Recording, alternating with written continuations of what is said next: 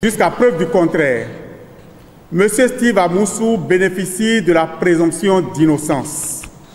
Il doit bénéficier à cet effet de traitements équitables dans le respect strict de la Charte africaine des droits de l'homme et des peuples et dans le respect de la Constitution du Bénin. C'est pourquoi les centrales et confédérations syndicales du Bénin s'interrogent sur ce que vaut un procès dont la fondation est faite de violations flagrantes et graves des droits élémentaires de la personne mise en cause.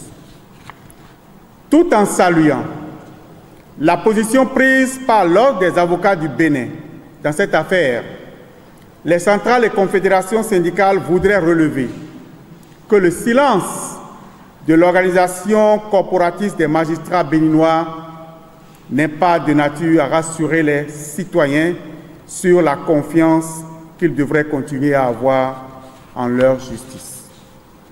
Le traitement qu'a subi M. Steve Amoussou par ses ravisseurs et qui vient s'ajouter à la longue liste des actes de violence policière, de violation des règles et des pratiques démocratiques dont le gouvernement et la police sont devenus coutumiers en République du Bénin, est indigne d'un État démocratique et inquiète les organisations syndicales et finalement doit interpeller toute organisation éprise de paix et de justice.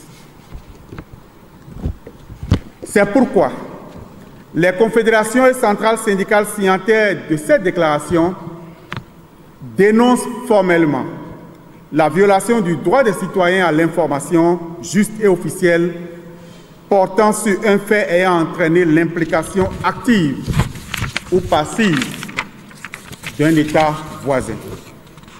Elle fustige également ce silence coupable du gouvernement sur cette affaire et qui s'analyse comme un mépris vis-à-vis du peuple.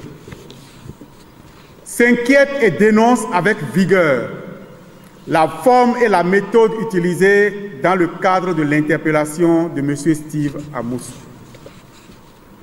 Attire l'attention de l'opinion publique nationale et internationale sur la multiplication des faits attentatoires aux acquis démocratiques du Bénin par le gouvernement et ses services.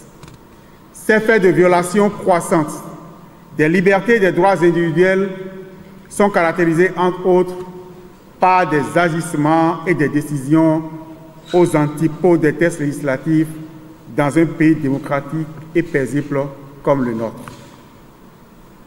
Elles appellent à une gouvernance responsable et respectueuse de l'humain pour le bien de chaque Béninois et de chaque Béninoise.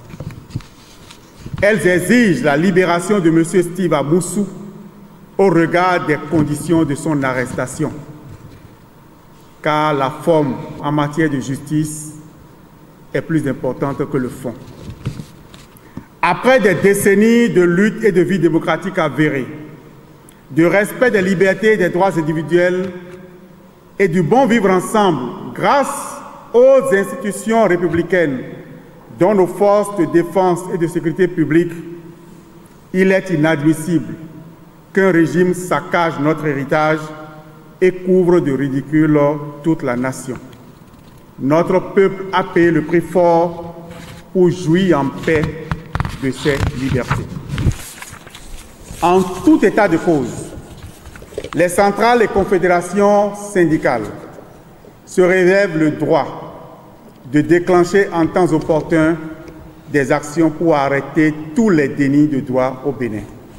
Vive les confédérations centrales syndicales du Bénin, vive le Bénin, je vous remercie.